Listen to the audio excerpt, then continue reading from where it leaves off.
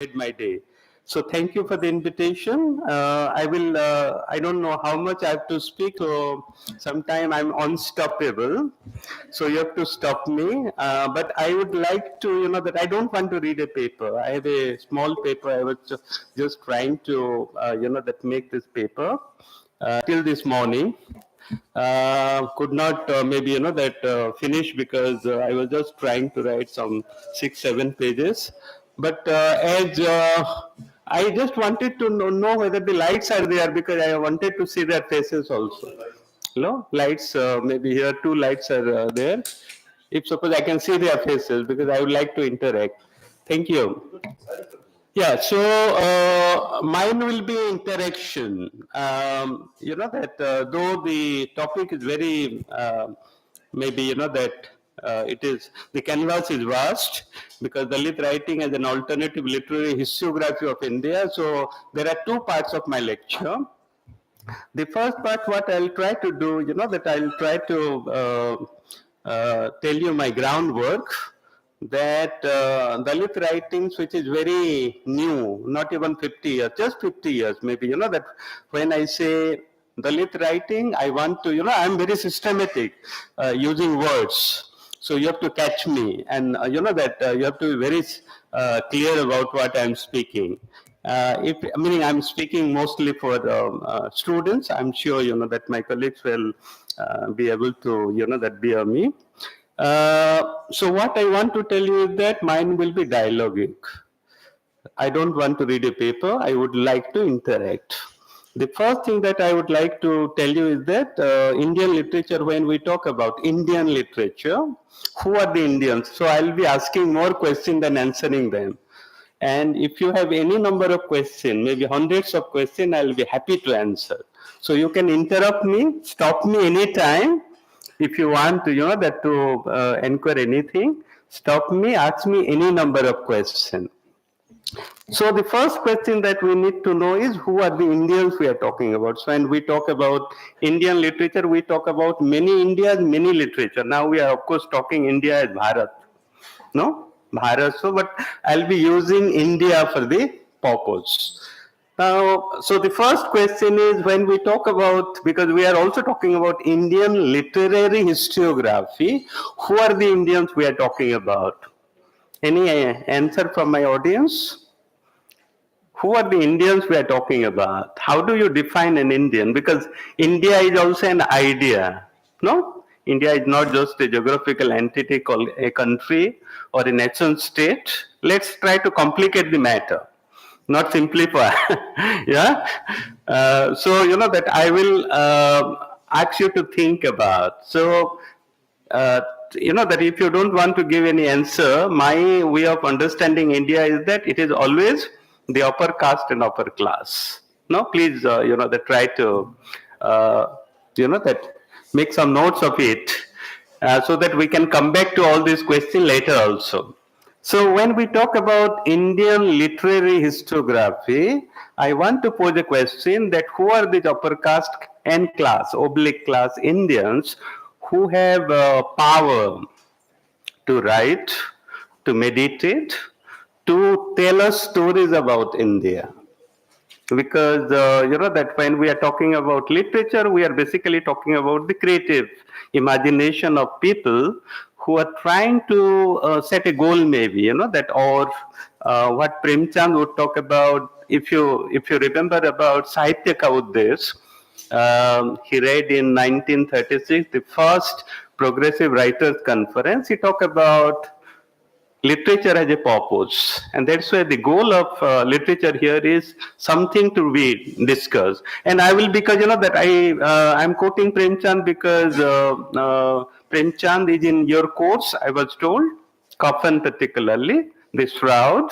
And that's so while talking about the broad and general theme of Indian literature, I will quote some Indian writers who are relevant for your purpose, not for my purpose or our purpose, but for your purpose, so that it will be at least some relevance to not only think about, also to take your question further.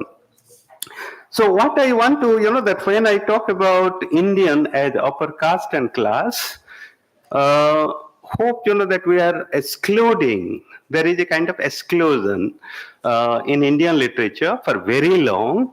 The constituency called, say, Dalit, who constitute more than 330 million population of this country. Say every 6 person is a Dalit in India. According to, of course, there was no caste census, but the last caste census that we had was in 1931. Every 6 person is a Dalit. What about Adivasi, for example? I'm not using the word tribal because every word that you use has a meaning. So I will use the word Adivasi for a purpose that that this is to be translated as indigenous people of the country, the original inhabitant, what we talk about, and also women of all communities. So there is a vast constituencies in plural I'm talking about called Dalits, Adivasi, and women. Of course, the lower caste called Shudra. So Shudra, Ati Shudra, Phule talk about. I'll try to bring those, maybe terms later. But what I want to talk today is that why should we think about writing an alternative literary historiography? This is the first question that we have to think about. Why? I'll justify in my talk. Now, as we all know, that till maybe, that let's come straight to the topic. I will take half an hour or so, Apurva? Half an hour or 40 minutes maybe maximum. Yeah? And so that, I'll be brief because there are a lot of things to be talk about. So, say till mid-19th century, if you remember, you have to go back to history of India to understand about Indian literature, because Indian literature has to also be read along with the context in which we are talking about, because whenever we talk about text, we also talk about the context. So what is the context of, for example, a story like Coffin, for example? That when you read Coffin, you have to also understand about the idea of writing a story like Coffin. Coffin was written in 1936, toward the fag end of his career. Premchand wrote two remarkable texts before his death. 1936, he passed away. So 1936, he completed Godan, also Coffin. So these are two things, that we will refer to later. I will not straight come to Godan or Premchand. But what I'm talking about is till mid-19th century, if you know about India, there were no articulations so far from the marginal voices. For example, Dalit, Adivasi, and women of all communities I'm talking about, they did not get a chance to articulate their imagination. Articulating imagination, particularly in the public. They might have articulated their imagination in the private space, but when I'm talking about public, I'm also referring to public sphere. What Benedict Anderson, for example, that if you have read the famous book called Imagine Communities, he writes in the context of Europe. And when he talks about Imagine Community, Benedict Anderson, please make a note of it, he talks about coming of the public sphere. And when we talk about public sphere, say printing press, so when you read newspaper, nowadays people are not reading newspaper. I read newspaper every day, two newspaper, very traditional, and that so far as the idea of intellectual pursuit is concerned. Without newspaper I can't live, perhaps, that. So two newspaper I meticulously read so that I can imagine the nation. When you read newspaper, you try to relate to the nation. India is not a nation. Hope you know about. India is a nation state. We write nation, small dash, and state. India is not a nation, but a nation state. Why? Because of the federal structure. So Benedict Anderson writes the idea of nation in European context, because For him, one language, one religion, one country.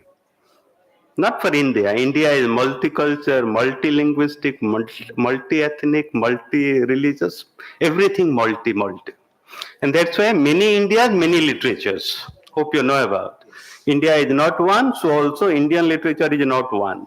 Many Indias, many literatures.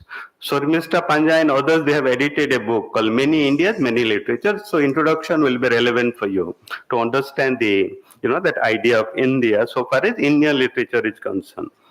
So what I was talking about is Benedict Anderson's idea of a nation will not be applicable for India because of the federal structure.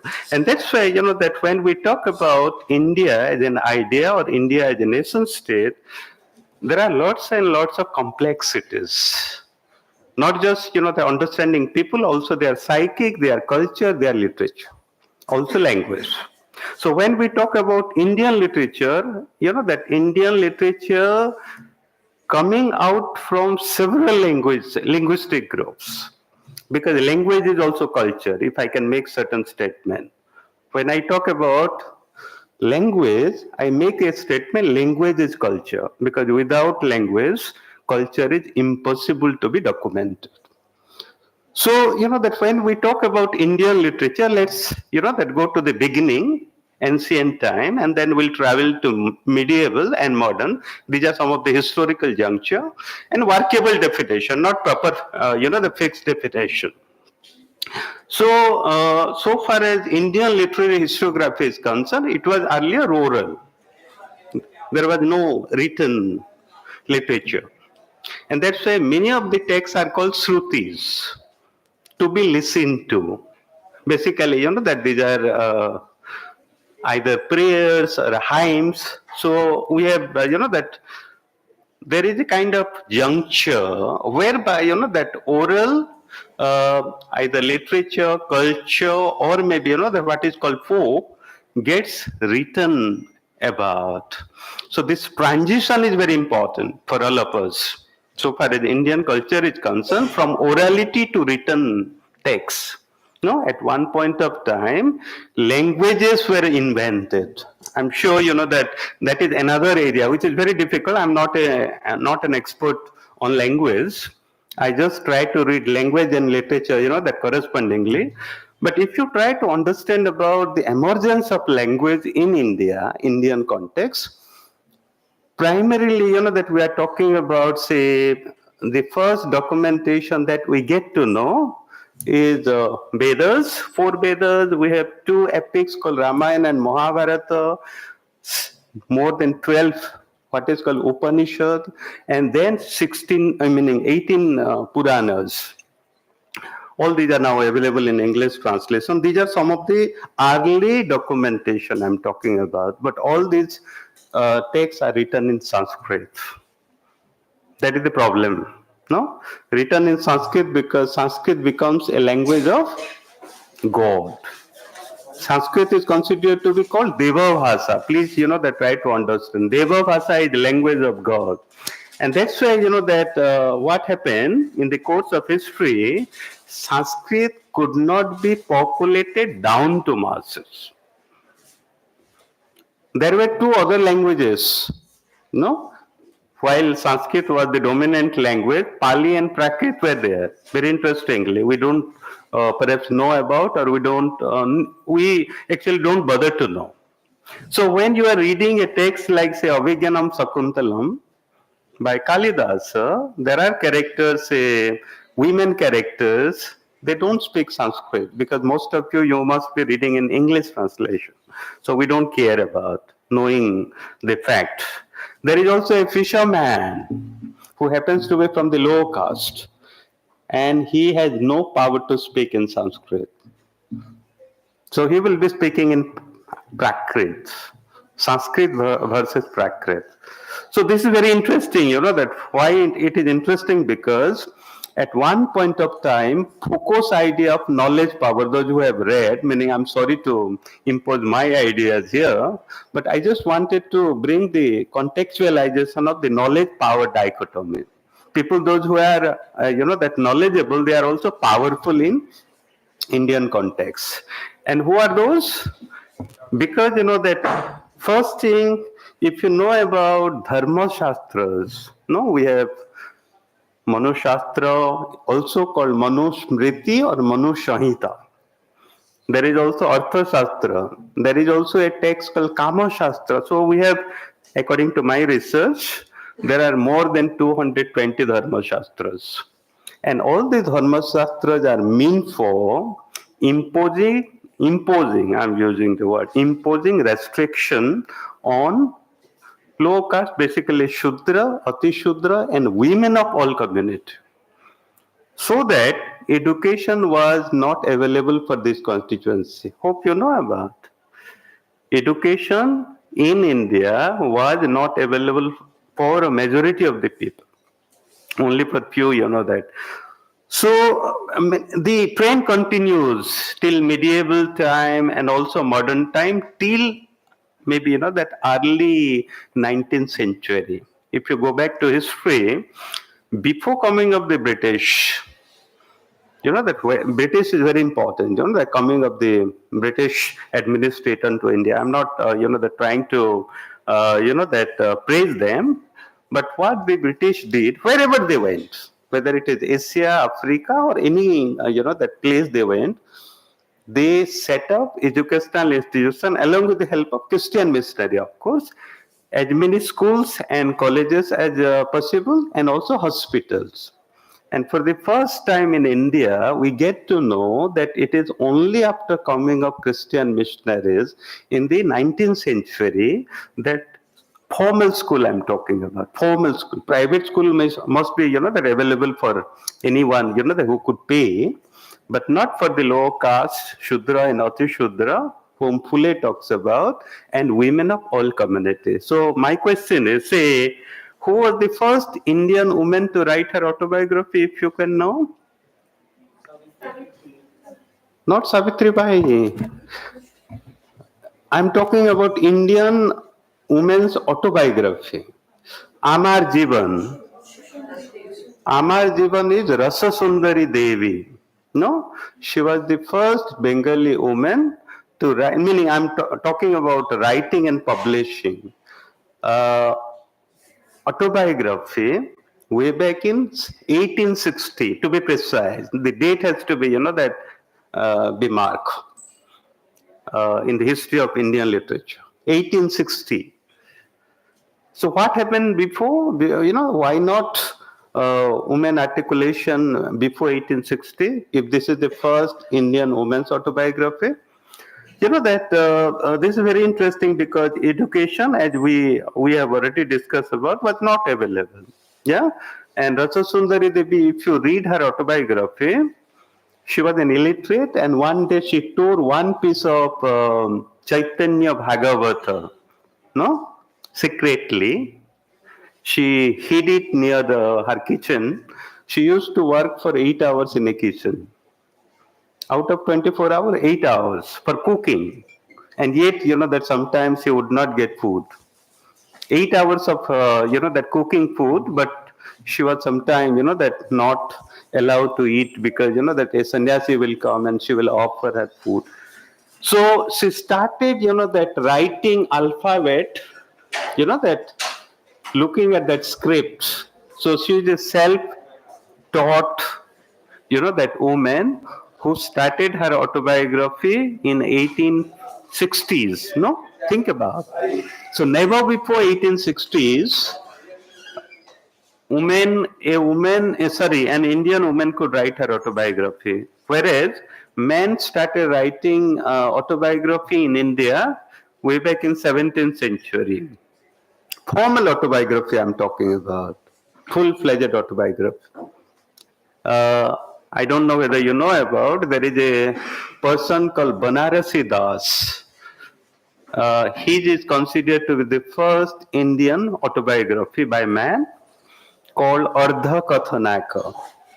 Happy Tale. This is translated by Mukund Lat, 17th century. Precisely, it could be 18th century actually, 1741, so 18th century. So it took the more century for an Indian woman to write her autobiography. But for Dalits and Adivasis, it took more than, the 2 more century to write an autobiography, because the first Dalit autobiography happens to be written by a person called Hazari, 1951. Hazari is a pseudonym, not a real name of a person, who happens to be from UP, and that he was a child laborer, and one Englishman supported him, his education, and lo and behold, that he was given proper training by that, say, recruiting a tutor who could learn English including, that. And then he was sent to France, and then he went to America. Hazari writes his autobiography, An Untouchable Story, not from India. No, his book got published way back in 1951 in America. This is very interesting. The first Dalit autobiography is in English. Anyway, I just want to, tell you. But what I want to tell you, let's come to, that the idea of education. So education was not available to Dalit, Adivasi and women. And that's why, that Phule, Phule we're talking about, Jyotiba Phule, not Jyotiba. Please don't write Jyotiba, because Jyotiba is Sanskrit and anything Sanskrit is Brahminic. Yes? Right? So it is Jyotiba. Not why, but Jyotiba. Like Ambedkar, Dr. B.R. Ambedkar writes his last book called Buddha and his Dhamma. Not Dharma, Dhamma. No, that was the last book he wrote. So what I'm telling you, that Phule, Jyotiba Phule, along with his wife Savitribai Phule. Savitribai Phule was also illiterate. But Jyotiba Phule was, that he was taught by Christian missionary, Scottish missionary. So he was well versed in English as well as Marathi. And he taught Savitribai Phule. Savitribai became the first Indian woman to become a school teacher, formal. Because way back in, that please mark some of the year so that you remember forever, till you, that finish your education maybe. 1848, 100 years before India got independence, Jyotiba Phule and Savitribai Phule set up a school for untouchable boys and girls. For the first time in history of India, education was made available for untouchable boys and girls. Formally, I'm talking about 1848. But Phule was very interesting. I call him first anti-caste intellectual. Mark my word, anti-caste intellectual. Because Phule set up what is called Satya Sodhak Samaj way back in 1871. Satya Sodhak Samaj, if you translate into English, what happens? Truth-seeking society. Yeah? Truth-seeking society. So he wrote a book called Gulamgiri in Marathi, of course, but he dedicated this book to the people of America. He wrote in English. This is very interesting. He wrote the dedication in English. What did he write? This is to the good people of America who abolished slavery. Yeah? And this book was published in 1873. 2 years after he set up what is called Satya Sodhak Samaj. What did he argue there? If you read Gulamgiri, you will be angry because that if you happen to be, that traditional and orthodox little, because education has not given us, this is very interesting. Education in India and elsewhere also, that doesn't bring any kind of reform in our mind, no? And here I'm reminded of, sorry to say all this, I'm not accusing you or maybe, that our society, because what we speak here in a place like, public forum like this, that I'm a revolutionary in my talk, no? But when I go back home, I'm the same, that orthodox, traditional, that chauvinistic male, no? That kind of thing, no? Because education doesn't bring any reform in our mind. And that's why I'm reminded of here, I should not forget to tell you because you are young. There is a Brazilian philosopher called Paulo Freire. Yeah, there is no blackboard. I could have written for the benefits of the students. Paulo Freire, Freire.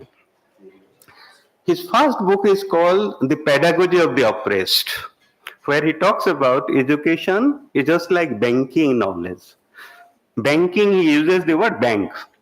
It is just like, that you put more money in your bank and you can withdraw more money, no? You have credit card or debit card and then you can withdraw money as much as possible. So banking knowledge. But he talks about that, that education has two kinds of thing, no? You get a good certificate, first class maybe, that at the end of your career, then do a good job, big pork. Then you have two things. Either you forget your society, doing masti, no? Because money has come to our pocket, we can do masti, no? Whole life we can enjoy. But the second thing he talks about is what would be our commitment to the society that given us not only life or career, because we are not single, no? Many of you, that you are being groomed by a society, that what is called public education. No, public education is very cheap as compared to private education. So what Paulo Freire talks about is, that second use of education is what is called critical consciousness. He talks about, no, critical consciousness, and he also talks about, that how we get ideas, but ideas are meaningless if it is not being practiced. So he uses a term called praxis. Ideas are to be practiced. Ideas are meaningless unless and until we practice in the real life situation. And that's why Ambedkar at one point of time talks about philosophers have come and gone. Please mark my, that statement. Philosophers have come and gone, but the challenge is how to change the world. And that's why Ambedkar always talks about structural changes. Structural changes. When he talks about Annihilation of Caste, the book that he published in 1936, one of the finest book ever written on caste, he talks about action-oriented thing, not just theory. Theories are meaningless unless and until it is being practiced. So anyway, the second book that Paulo Freire writes is called Critical Consciousness. If you have time, please read it. The first book is called Pedagogy of the Oppressed, and the last book that he wrote is Critical Consciousness, whereby, we will try to link up this because, that when we are talking about, say, beginning from mid-19th century, Phule onwards, I was talking about Phule, education was given emphasis. For Phule, for example, education is emancipation. Education is freedom. And that's why Muktabai, for example, who was a student of his school, Muktabai has written a fascinating essay. She was a 13-year-old Dalit girl, taught in Phule school, 13 years, and Muktabai could have been the first Indian Dalit woman to write a critical essay. Muktabai, 13 years old, and this essay is available in English translation. You might have, that come across two good books called Women Writing in India, edited by Suji Tharu and K. Lalita. I don't know whether it is there in your library. But the second volume contains Muktabai's essay called The Sufferings of Mang and Mahar, Mahar and Mang. So she could be, that perhaps the first Dalit woman to document things, that at the age of 13. So, that what Phule started, it was taken forward by, I will give you only name. It may not be possible on my part to explain, that what they did. So, after Phule, for example, Ambedkar took this idea of both caste and gender and also education in a global, that sphere, because Phule was confined to Maharashtra because he wrote in Marathi. Ambedkar took it to pan-India as well as, that global level. And finally, of course, he talks about annihilation of caste. I'll also give you some other names like, say, if you go to any part of India, any part, there is already an anti-caste intellectual like Phule and Ambedkar. For example, if you go to Uttar Pradesh, there is Achyutanand, who talks about Adi Hindu movement. And he has also written a fascinating, that play called Rama Rajya, because now we are talking about Rama Rajya in a big way in India. Please, that 1932 he wrote a play called Ram Raj. Of course, critiquing, that Ram. I don't know, that whether we need to discuss about the idea of Rama Rajya. Later, maybe we can talk about. But Achyutanand started a movement in Uttar Pradesh, including setting up a printing press for Dalit. So 1930s, that was the, that beginning of maybe, that Gandhi's discourse on Harijan. We'll talk about later maybe. And then we have, say, if you come to Odisha, we have, that, Bhima Bhoi. If you go to, say, Punjab, for example, we have, say, Manguram. I don't know, that some of you have heard about. If you go to, say, Bengal, there will be Hori Chand Thakur and Guru Chand Thakur. Meaning all of them. And then Kerala, for example, Satyanarayana. No? Narayana Guru, not Satyanarayana, but Narayana Guru. Many others. So you go to any part of India, you will find an anti-caste trying to talk about not only a critique of caste and gender, meaning I'm talking about gender subjectivity, but also, that emphasizing on education, because education is emancipation, freedom. And please mark that this was the time when India was trying to get freedom. Now, that if you that take this idea further, that what has happened is that by the time it was, say, mid maybe that 19th century, because there was what is called Reformation movement, which is also called Renaissance. It originated in Bengal, and then perhaps that if you go to Maharashtra, then that any part of India you will find that the echo of Indian Reformation.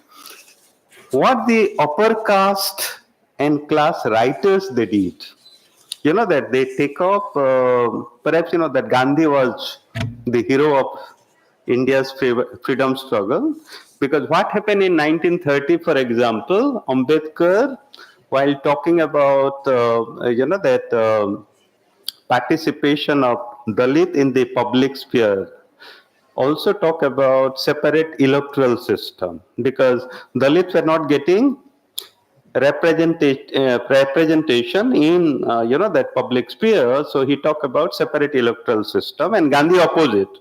Hope you know about. And when I talk Gandhi, Mohandas Karamchand Gandhi.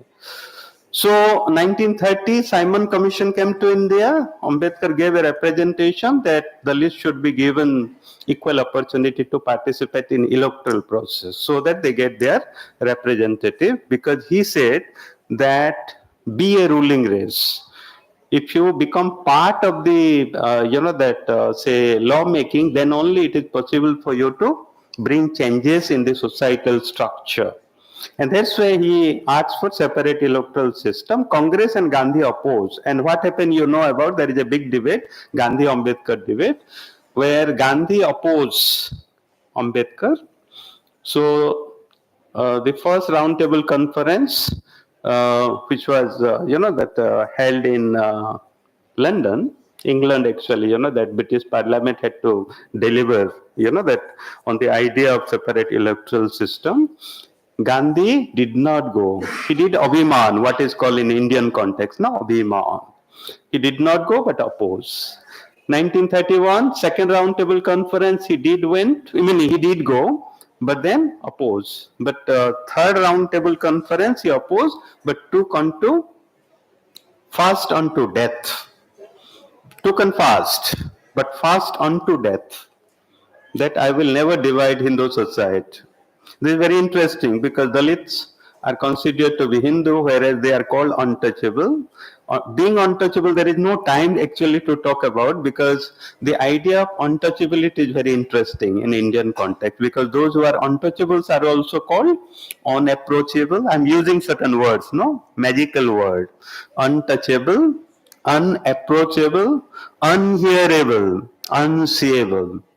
Now, why am I using all this word? Because, say, when did you read a Dalit character in Indian literature? This is our, that main, perhaps, that focus. All these are background topics that we are talking about.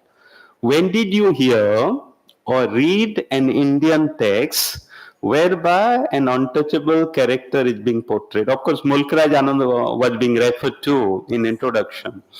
Before Mulkraj Anand wrote Untouchable in 1935.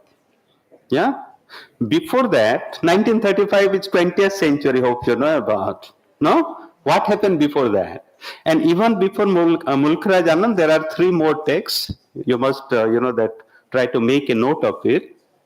I used to, meaning Arun and others, some of my students, they have joined, of course.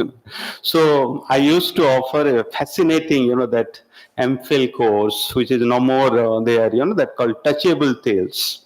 No, the idea of touchable tales. Touchable tales are about non-Dalit writing on Dalits. So the first novel that we come to know about, particularly in Indian context, is called Malapalli by Unnava Lakshmi Narayan. Many people have not heard about it. Yeah, these are all research done, that over the years. Malapalli was written by a person called Unnava Lakshmi Narayan in Telugu and got published in 1922. Why? Why did he write? That is the question. Unnava Lakshmi Narayan was a lawyer by profession, and when Gandhi invited, that if you remember well, the first Gandhian movement was called Non-Cooperation Movement, 1919 to 21. So he, that gave a call for students, teachers, lawyers, doctors, engineers to join his movement. Unnava Lakshmi Narayan was lawyer by profession from Andhra Pradesh. Getting influenced by Gandhian ideology, he wrote this novel, epical novel, where the main character is a Dalit, Mala. Mala and Madigas happen to be two dominant Dalit community in Andhra Pradesh, like Mahar and Mang in Maharashtra. So, beginning from 1920s, what I want to tell you, because when we are talking about Indian literature, for the first time in the history of Indian literature, that's why historiography, an upper caste wrote a book called Malapalli way back in 1922. I'm sure, there's some of the maybe, that poem or short story people might have written, but this is a large novel, 350 pages. Published, now English translation is available in Sahitya Academy. So you can buy it and maybe read it. After 22, Malapalli, there are two more books I would like to refer to before coming to Mulkraj Anand's Untouchable. 1925, Premchand wrote Rangbhumi. Rangbhumi, 1925. Very interesting, that Rangbhumi is an interesting text because Surdas, who is a Dalit, is visually challenged. Yeah? So there is what we call double marginalization. Not only a Dalit subject, but also visually challenged. Double marginalization. And the, that next novel is called Chomona Dudi in Kannada. I don't know whether any one of you know Kannada. Choma's Dom is the English translation. This is by Shivram Karant. So before Untouchable of Mulkraj Anand, 1935, the three books are very important. And after, of course, Mulkraj Anand, there are several books, that I can refer to. Maybe partially I can refer to so that if you have time, you can read it. Say, there are books called Scavenger Son, if you happen to be from Kerala, by, this is after Shivram Karant, of course, that we have Sivasankar Pillai. If you come to Odisha, my state, I come from Odisha, so Gopinath Mahant is Harijan, which is now translated into English. Very recently, of course, it got translated, 1948. And then we have Anantamurti Sanskara, many of you are familiar, and Bharatipura, that is another interesting novel by Anantamurti. And we have, of course, God of Small Thing by Arundhati Roy, and the last novel, and there are too many, that in between there are too many. I need not bother you actually to, that tell all these things, because the time is very important. The last book that we need to read is Manu Joseph's Serious Man. Yeah, Serious Man is very interesting, which is also called, got Hindu award for literature. Manu Joseph writes about where are Dalit so far as science institution in India are concerned. This was published way back in 2012. 2012 is 21st century. I hope you know about. So 21st century and Dalits are nowhere in, that certain public institution like science institution. Say atomic force and kind of thing.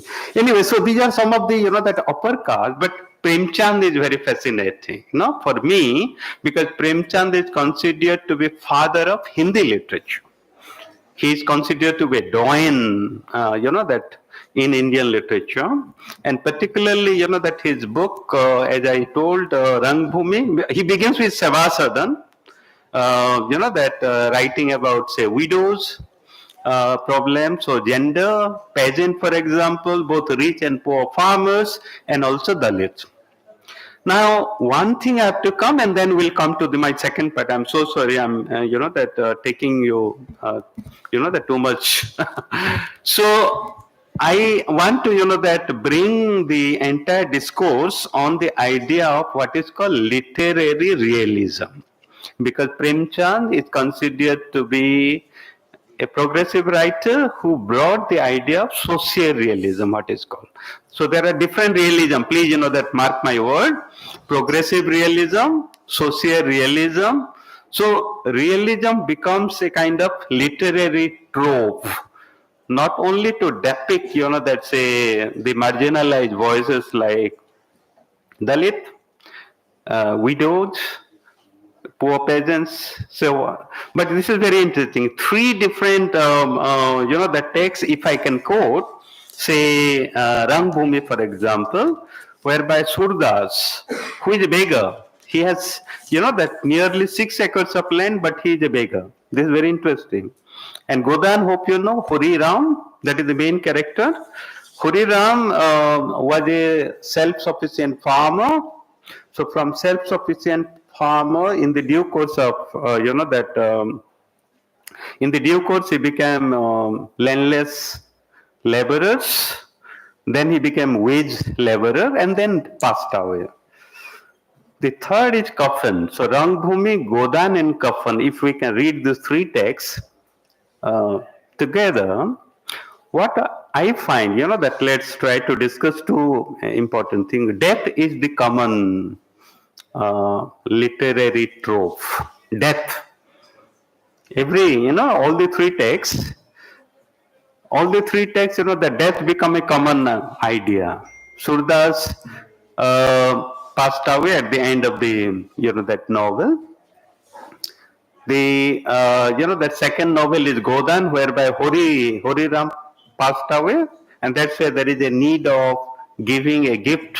So far as a cow, Hindu-Indian tradition is concerned, without giving a cow, perhaps, that your soul cannot go to heaven, no? There is no rehabilitation of soul.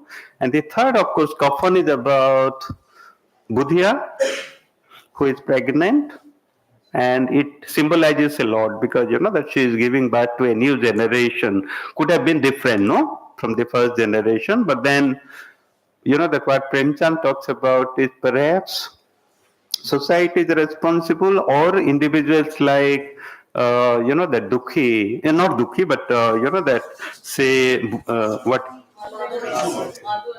Sorry? Yeah. So, so these are two characters, that perhaps immediately they are witness to her, no? Kafan, so far as, that it's concerned. So, the idea of, that death here, maybe death of a dream, no, if I want to, that pursue my argument. Uh, and then there is perhaps, that self-sacrifice, so that what Premchand is trying to do, say he uses Surdas Chamar, no? Horiram, no? These are some of the characters, and Budhya, who die in the due course of action. But the way, that he represents them, that what, if I can generalize it, and then I'll come to, that my second part. One is, that Premchand is known for depicting Indian villages, no? He's good at depicting Indian, following Gandhian ideology, of course. And perhaps, that you have to understand about his political, that stand, that he was first, perhaps, that he got influenced by Gandhian ideology, but towards the end of his life, he got dissuaded and changed his, that ideology to be progressive, which is Marxist, that idea. But what, that we know, say, Godan is not so much about, of course, there is class consciousness following the Marxist, that ideology. But at the same time, he doesn't, that invoke the idea of caste so much. Because, that there is also a character called Celia, if you read Godan, no? Who is a kept woman, so far as Matadin is concerned. They are not married. She's just like a prostitute.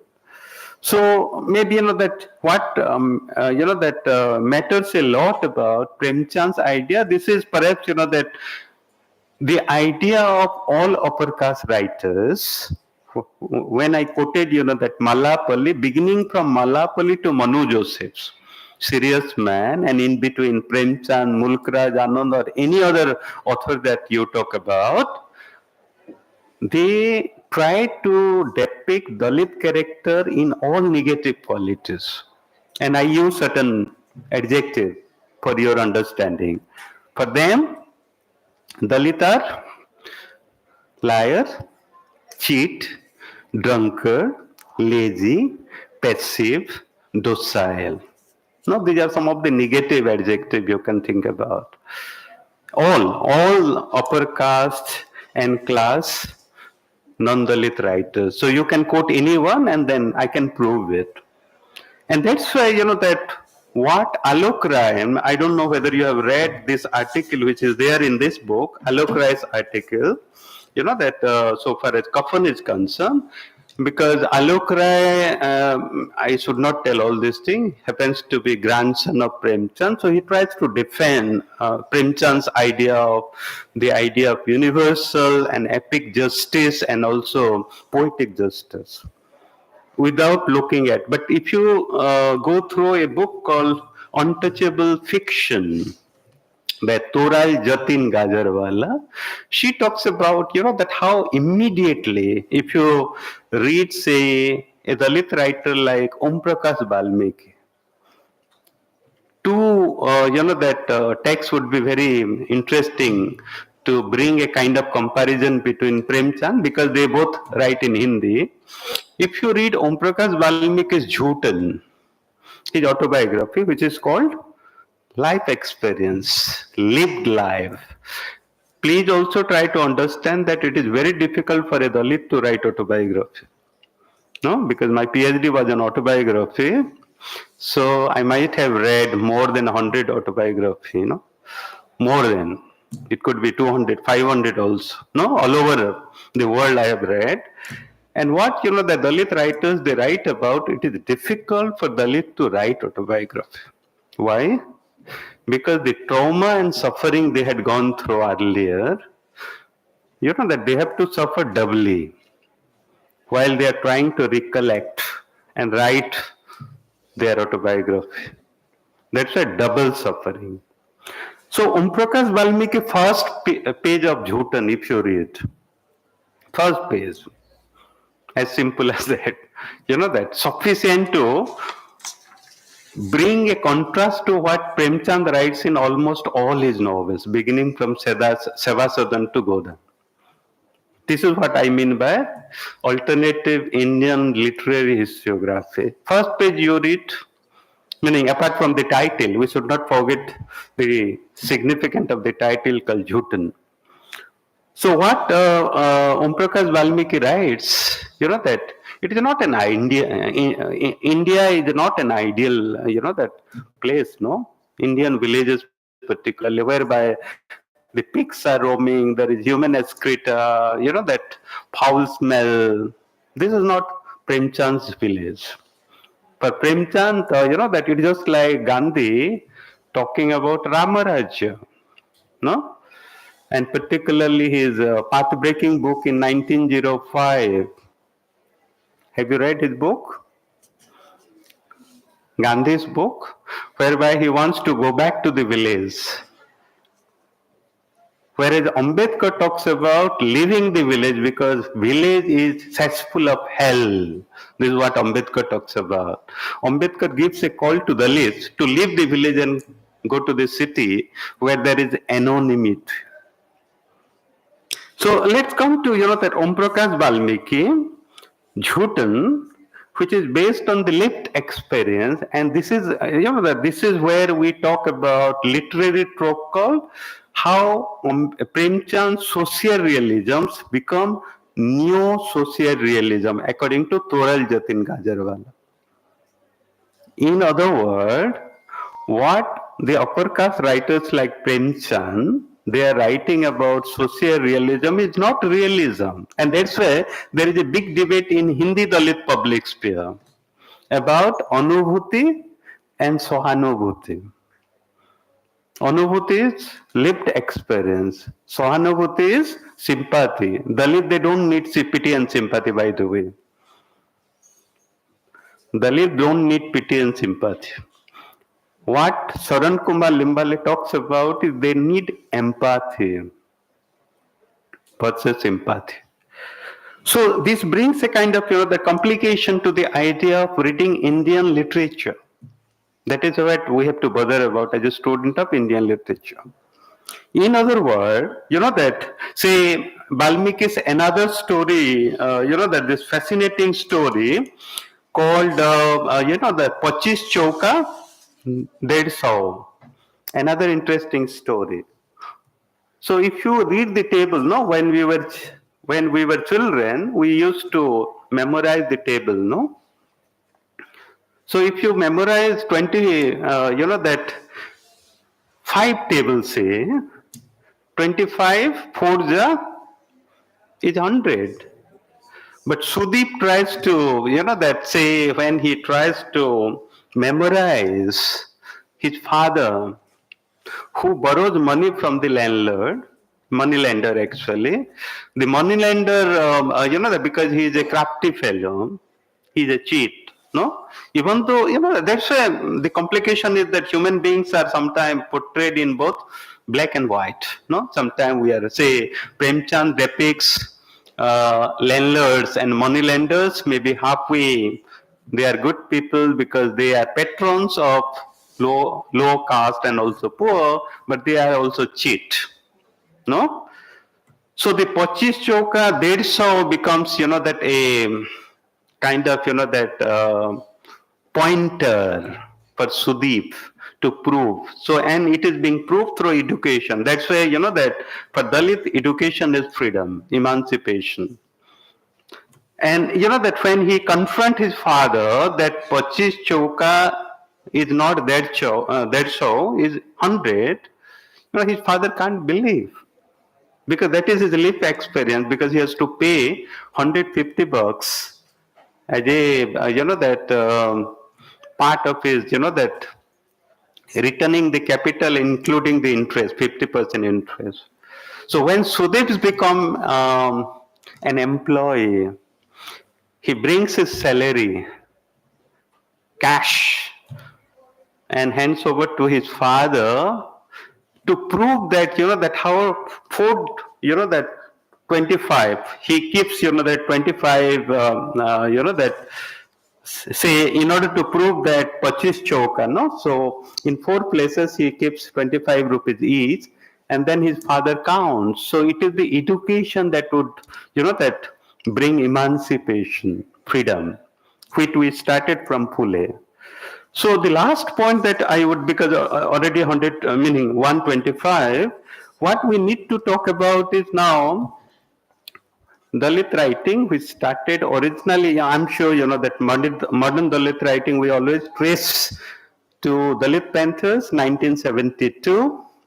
And why Dalit Panthers? Because following Black Panthers, a radical organization of America, that Dalit wanted to systematically bring the idea of Dalit subjectivity, who were earlier considered to be object.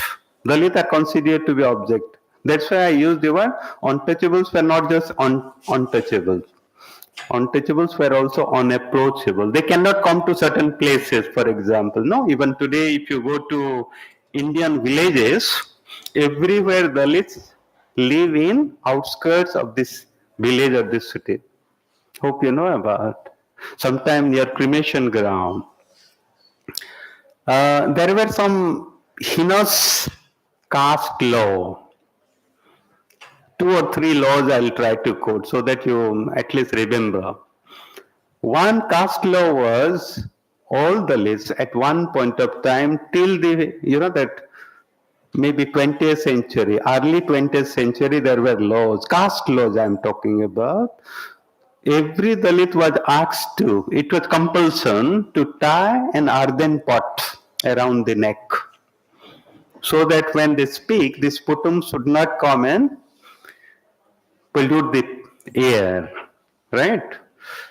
And they had also to tie a broom behind their back so that when they walk, their footprints would be erased so that when the upper caste walk on the same road, they are not being polluted. This is what, that sociologists, they call about purity and pollution.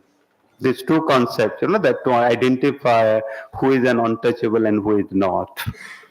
There was another law in Kerala.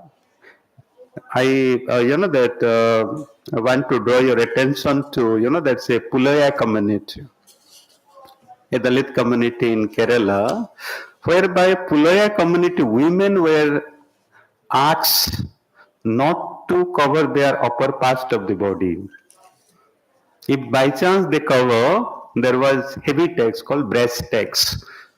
That upper caste men would otherwise, that vociferously, that they will look at the breast of Pulaya women and enjoy. That is the simple thing. So they imposed a tax called breast tax, which was abolished way back in 1932. The year 1932 I refer to Pune Pact by Gandhi and Ambedkar. And 1932 also was very important, that year for women of England. If you remember about, that history of England, English, that society would not allow their women to cast their vote till 1932. It was only in 1932 that women started voting. They got the voting power. This is very interesting. So there are many stories now written by Dalit women. For example, one story talks about how an upper caste man saw a Pulaya woman covering her breast. So immediately she was asked to pay the tax. And then she caught one of her breast and threw it. This is the story. So thanks for the British, in 1932, the breast tax was abolished. So what we come to know about is when we are reading, now when we talk about modern Dalit literature, I refer to 1972, beginning from Maharashtra, but now Dalit literature is everywhere, every language. The first form was poetry. Poetry is spontaneous overflow of powerful feeling, no? That is what Wordsworth talks about.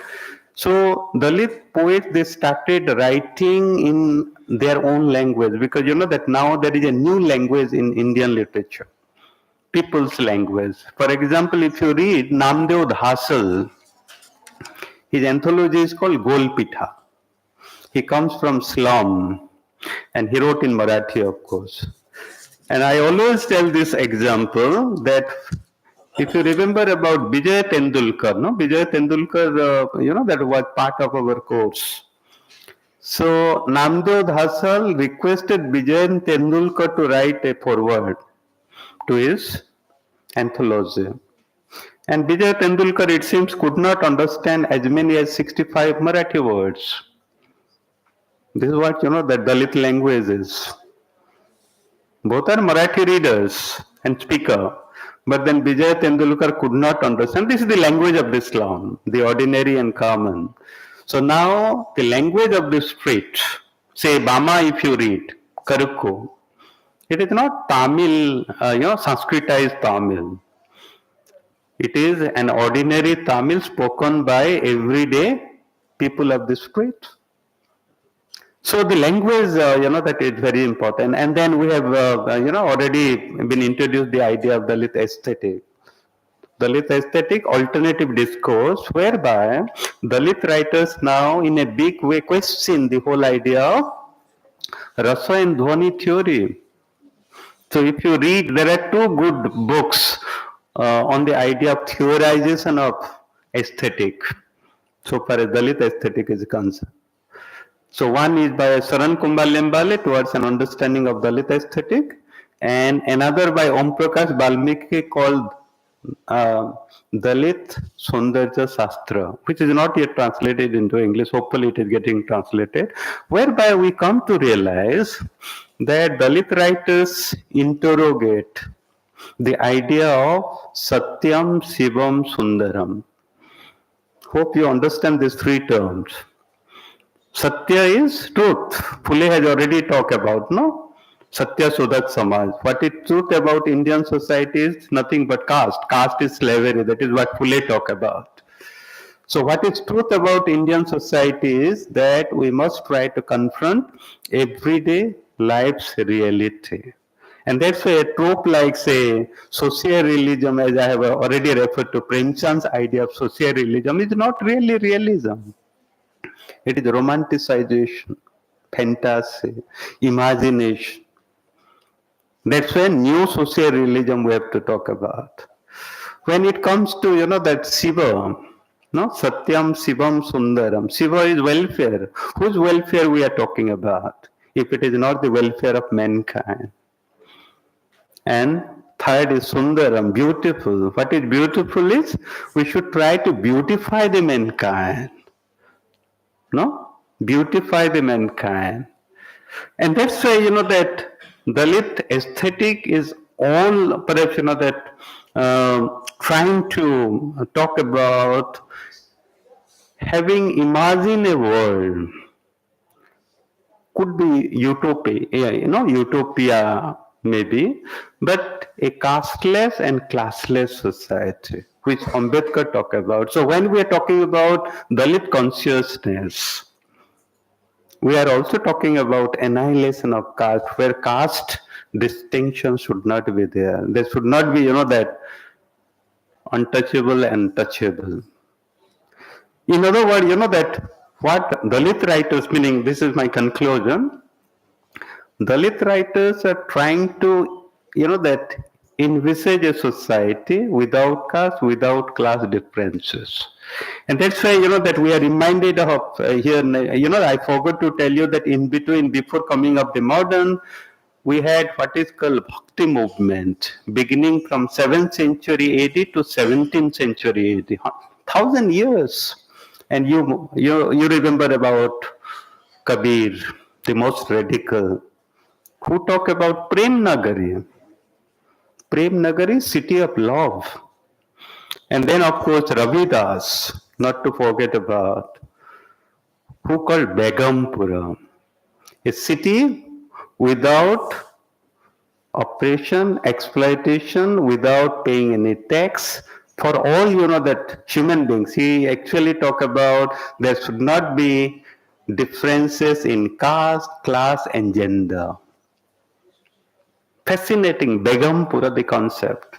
Maybe utopian vision, but a city that exists, at least in the imaginary, that landscape of, that Dalit Bhakti Saint poet. So finally, that to come to an end, Apurva, I'll conclude. So, that if you read many of the texts, the lit texts, that what they talk about is democratization. I use the word very deliberately, that democratization of, that creative space whereby, that Dalits, Adivasi, women of all, that community could not only exist, but they have also equal privilege to articulate their imagination. That is what I call democratization. And finally, of course, two important, that concept which is very common, self-respect and dignity for all. Thank you.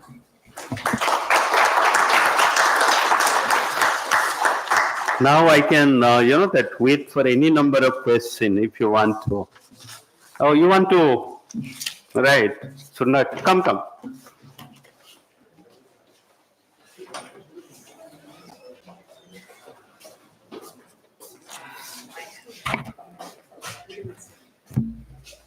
Thank you, Professor Raj Kumar, for such an insightful talk.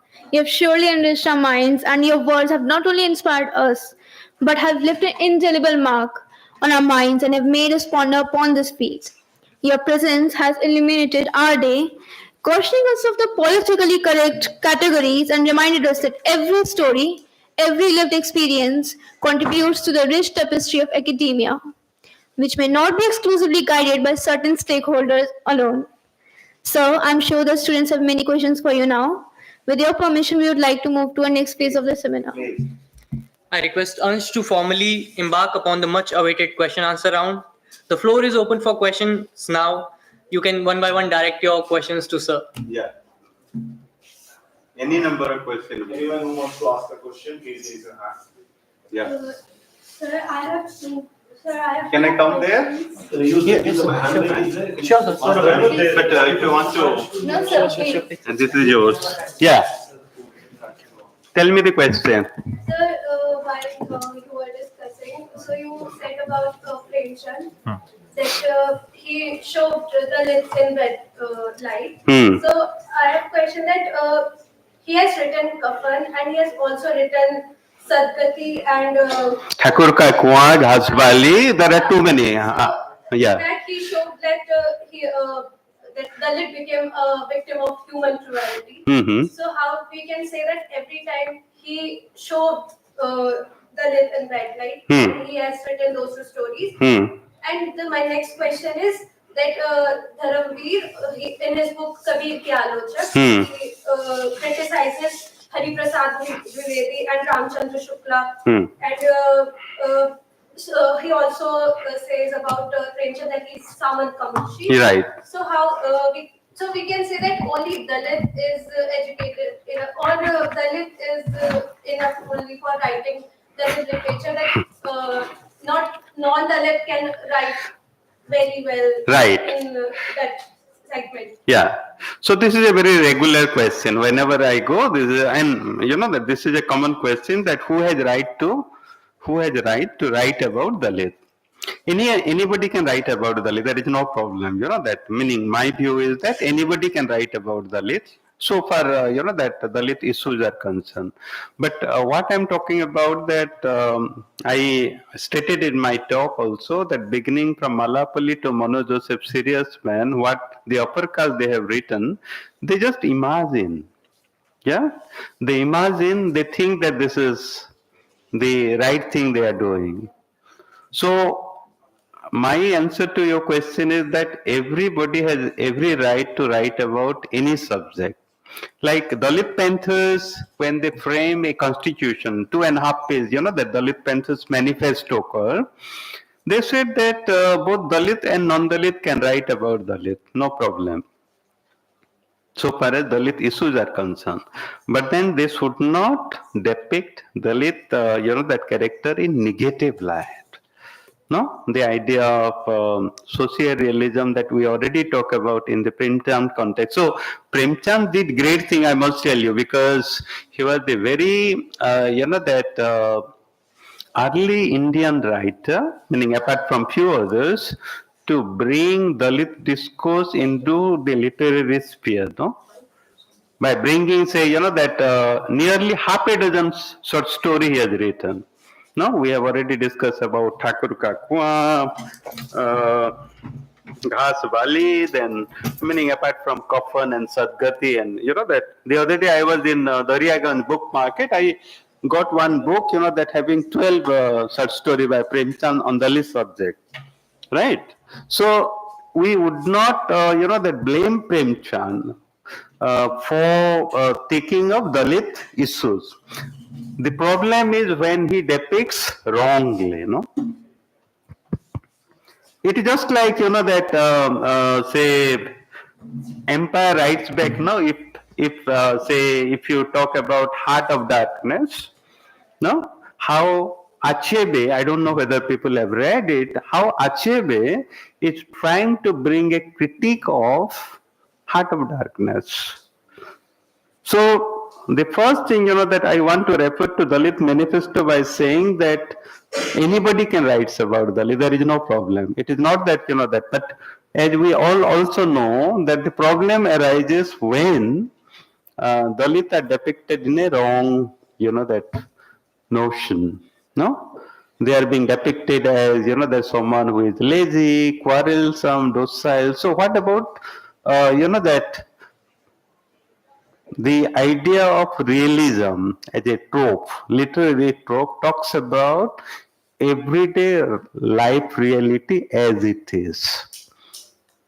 So the first, the thing is that anyone can write, Premchand can write. It is not that Dalit writers. The problem is when they depict wrongly. The second is, of course, that how Premchand in all, maybe, that different story that you referred to, brings Dalit subjectivity as, that someone who could be pitied.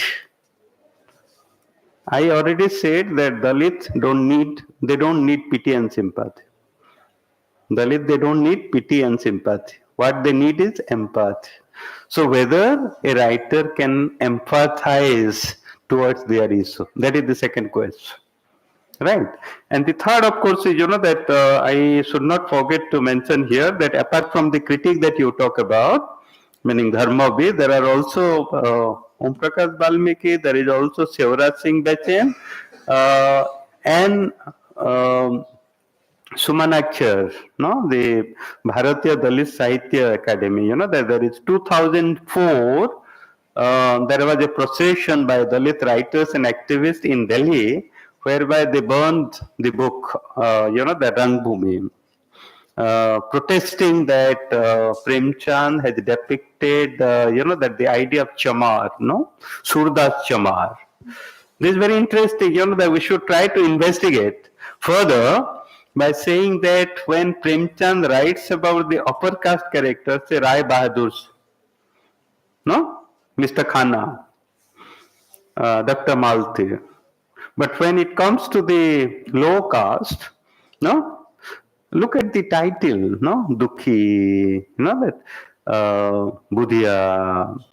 Also, that all these, perhaps, that they are painted in such a way that Dalit writers, they feel that he is deliberately bringing the, that idea of low, the depicting them as inferior, as if, that they are not worth being a human being. So the idea of what I finally concluded, dignity and self-respect. Where are these qualities? That is what, Dalit writers counter at. Is it clear? Yeah? So I have one Yes, question. yes. So my question. For the louder, the audience, maybe. Yes. So my question is regarding gender and caste sympathies or empathies, as you said. So in context of Budhiya and how we see her treatment in Kafan, my question is that her treatment is unfair, irrespective of caste or even in general caste blind. So how does caste and gender sympathies work in synergy without dominating each other? Caste and gender. Ji. Yeah. So, that both are very interlinked. Actually, that caste and gender are both interlinked. Without perhaps caste, we will not be able to understand about gender subjectivity in Indian context particularly. So, that Budhia is considered to be double or treble marginalized. That sociologists, they talk about treble marginalization. Because of low caste, because of the lower class. It is interesting, that in Indian context, a person who is lower caste is also lower class, though caste is not class. I always try to clarify that caste is static. Once a Brahmin, always a Brahmin. Once a Dalit, always a Dalit, even after death. And Budhya is, the treble marginalized because of the low caste, lower class, and also gender. Now, that what you are talking about is one is to understand about the intricacy, no? Because if you read some of the theorization by, say Indian feminism, you also come to know about, that how caste becomes a denominator to subjugate women. No, so the idea, for example, patibrata. I don't know whether we understand about. That Budhya is, that voiceless in this story because she just screams, and her screaming is just, that only, it goes in vain. No. This is what, that Premchand's problem is, say, in the case of Budhya, that it is not only, that her husband and also her father-in-law who don't, that try to help her, also the society at large, because when she is screaming, nobody comes to her help, and she passed away. So, that the idea of Budhya, perhaps depicted by Premchand, what he talks about is, it is the entire, maybe, that community, her family immediate, of course, but it is also the community, the neighbors, and society we feel Budhya. Yeah, and that is because of the idea of, that when it comes to the gender subjectivity. So Uma Chakravarti, for example, Uma Chakravarti, who is a, that historian, also she has theorized the idea of, the gender subjectivity. Talks about how following, that the patriarchy. She has also written a book called Patriarchy. It is not possible for Indian women to get justice, in spite of, that India having gone through 3 phases of feminism. And Budhya's case is, of course, that miserable because she apparently is helpless, and that she cannot think about perhaps, that get justice under the idea of both patriarchy, class, and caste. So it is very complex. That is what my answer would be. Yeah. Yes. Good afternoon, sir. I'm Ashwarya Samkaria. Firstly, thank you for your Working. thank you for your lecture. You were talking about lack of access to education as your primary concern in the topic, in your talk today, sorry. And I was wondering if you could talk a little about how environment also gets represented in Dalit narratives. Because Who? the notion of environment or an environmental concern, how is that represented in Dalit narratives? Because at the crux of it, when we look at Indian environmentalism, it has always overshadowed and overlooked Dalit environmentalism. So if you could talk about that. And I'm also wondering what sort of a representation is this? Is it in terms of lack of access to natural resources, or is there some alternate engagement also? Somewhere at the back of my mind, I do have Bhimayana, which is like a graphic pictorial representation where they've used the art form of Digna to kind of, encapsulate Ambedkar's story. So just of how environment or environmental concerns come about in Dalit narrative. Yeah. So one PhD student, my PhD student called Momita Sarkaj has already done about ecology. That she talks about, she is basically, that she has taken certain Dalit texts from Bengal, talking about, riverines and tides, how earlier fishermen, for example, Tistaik Nadir now, no? These are the texts, that she talks about how Dalit life is, that closely linked to the nature. Say, if you talk about fishermen, they not only survive going deep into either sea or river, but they also try to care about environment, what you are talking about. They don't exploit so much, it is only for their livelihood. But once that the idea of urbanization and modernization come, then we try to that introduce what is called either diesel boat. Now, of course, that diesel boat will go to any part of the river or maybe sea and try to, exploit as much resources as possible.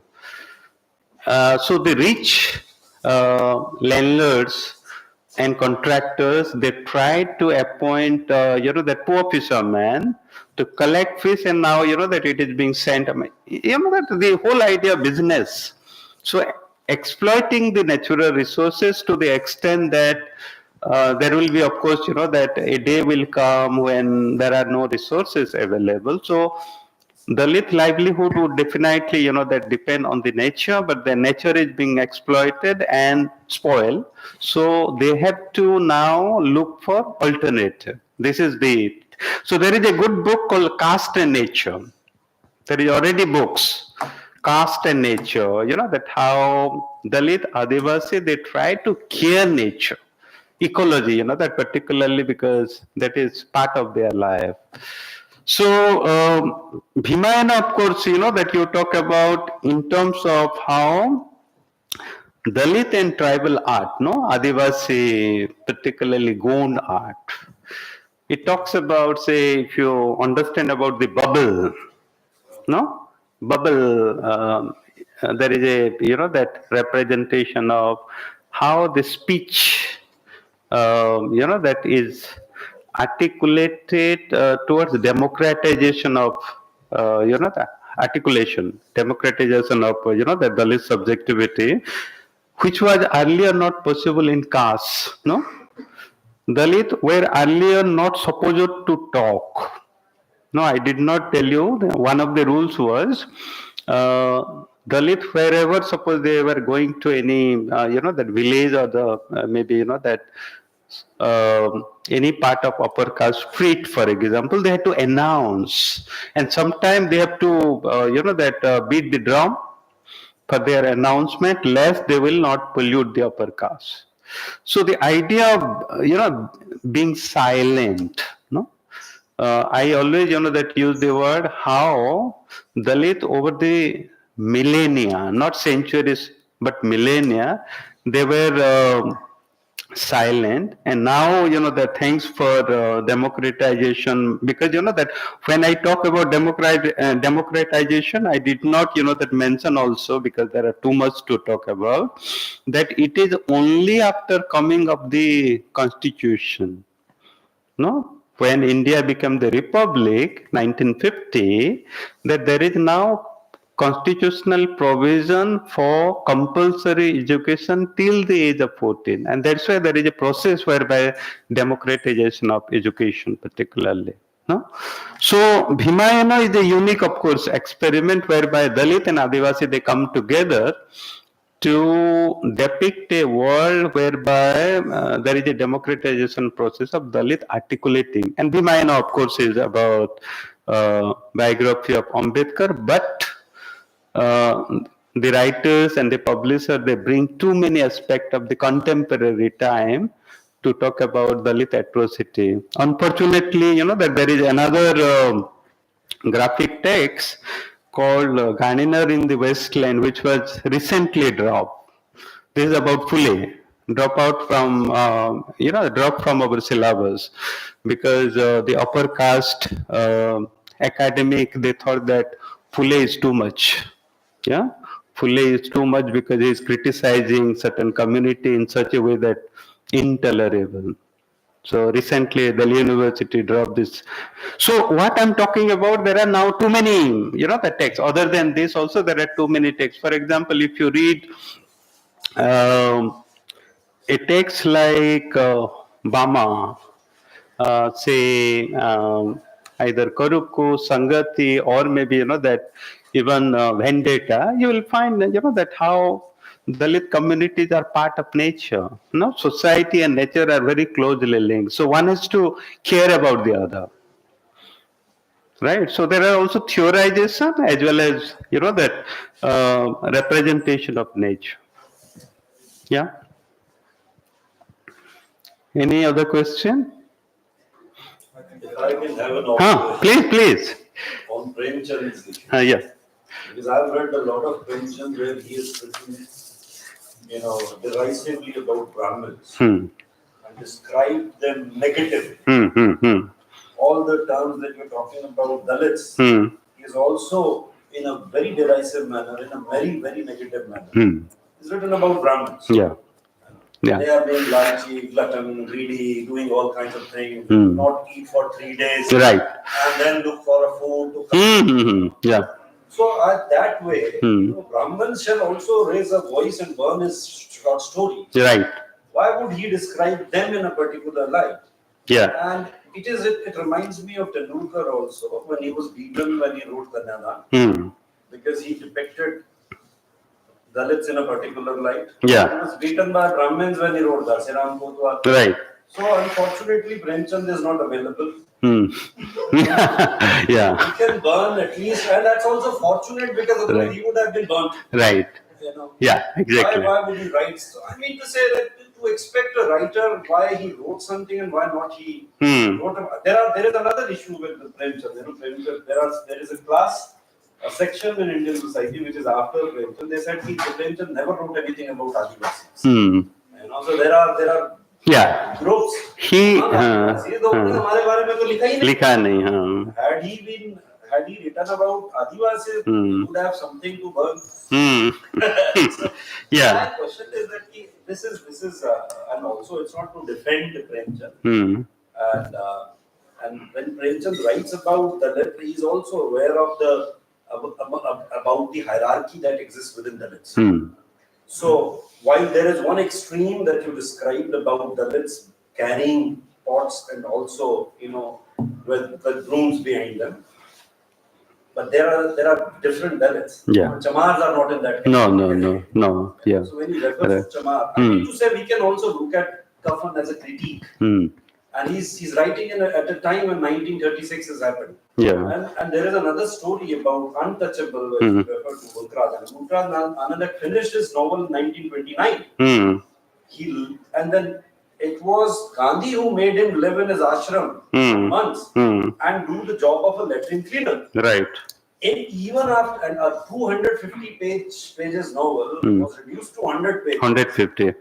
And then what happens is he looked for publishers for 2 years. So when it got published in 1935, that's a different story. Yeah. The idea is that I believe that the problem is that we do ask a writer, and to be very honest, having read Thakur Ka Kuan or Sadagati, it aroused empathy in me. There was no pity.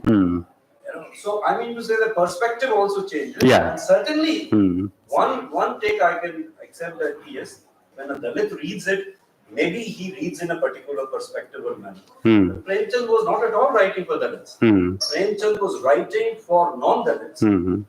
His reader, he knew Dalits would never read it. He wanted to attack his readers by writing Thakur Ka Kuan and also writing Kafan and also writing other. So he knew the problem does not lie with Dalits. The problem lies with the upper caste. Those who are Upper caste. those who claim themselves to be upper caste. Right. So we need to read Premchand in that light also. Right. This is just this observation. Yeah, so the few things maybe that in response to your observation, one is that you are absolutely right that he is accusing the Brahmins because that, and there are too many, as you said on Tendulkar, even Anantamurthy, for example, being a Brahmin, he questioned the Brahminism, and that's why he was also being that. Say question, how can he be being a Brahmin critical about his own community? So what Anantamurthy talks about in his essay, being a writer, critical, that insider. This term is very important.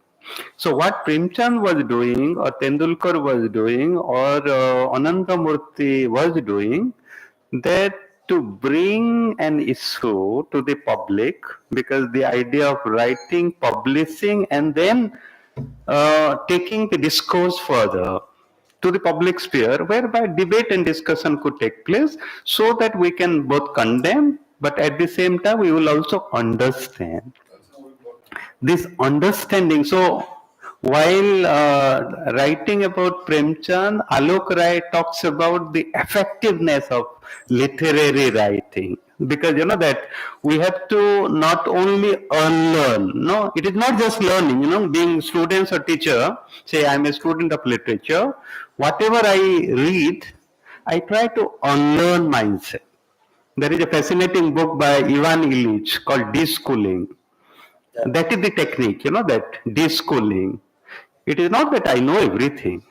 So Premchand's idea is not only to focus the idea of what is happening, ills of Indian society, but take it further to the reader, to the public, as you very rightly said, not necessarily writing for Dalit, it is for whole society. But having said that, that the second point is very important. By the time both Premchand and Mulkraj Anand were writing, Ambedkar was famous.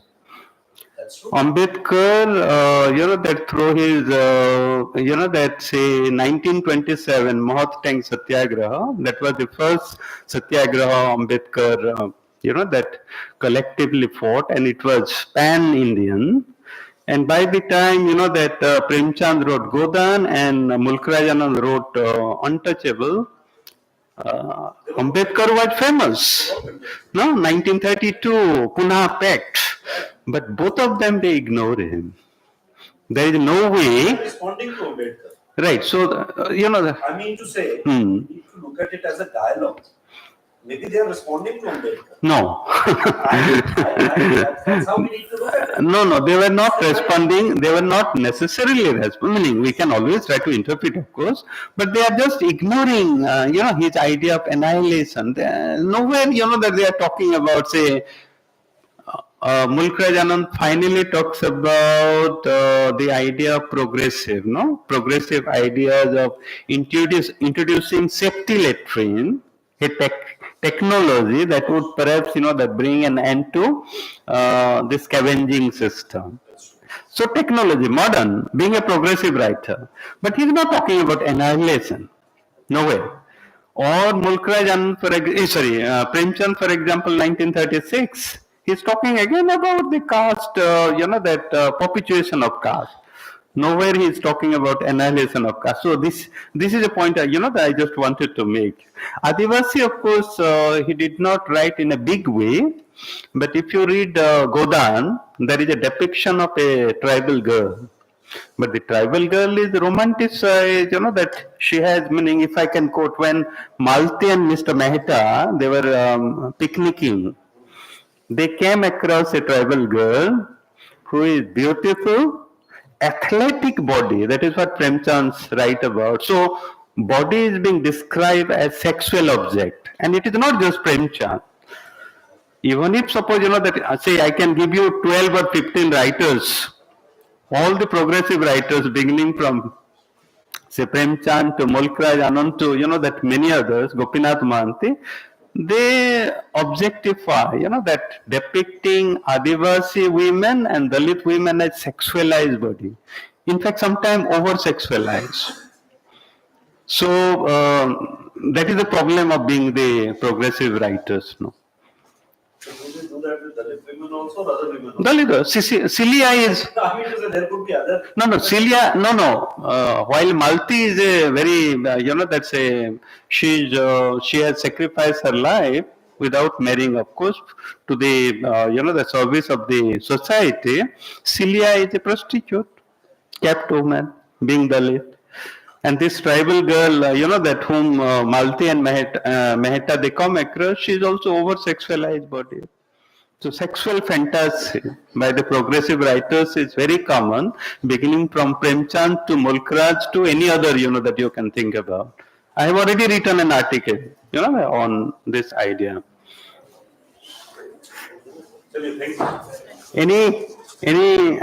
Anyone? Any question? Oh, I'm so sorry. So thank you all.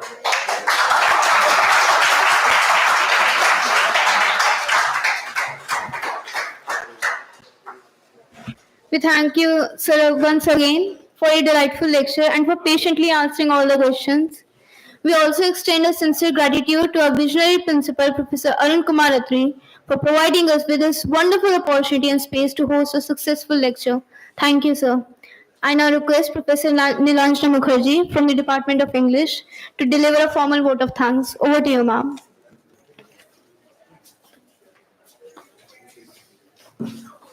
Thank you, Professor Raj Kumar, for that extremely stimulating and invigorating lecture.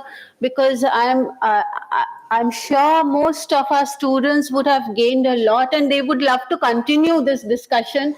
I can see the eagerness in their face, and as the same with other faculty members who are not very happy to stop here. I can see that, but we can maybe continue this discussion. This is also the end of holding such a goal for holding such lectures, because we want to initiate and continue the discussions beyond this and beyond this time and space. So probably now we should move to the lunch that is organized for the faculty members and for you. Yeah, please welcome.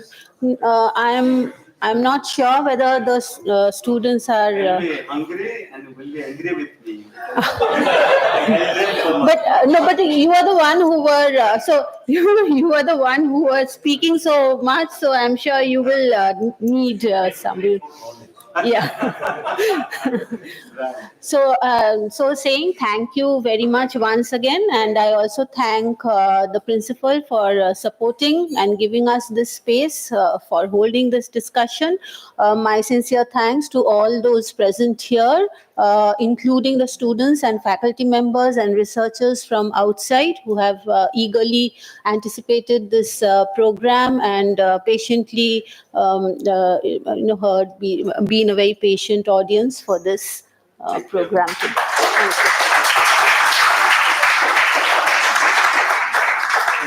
Thank you.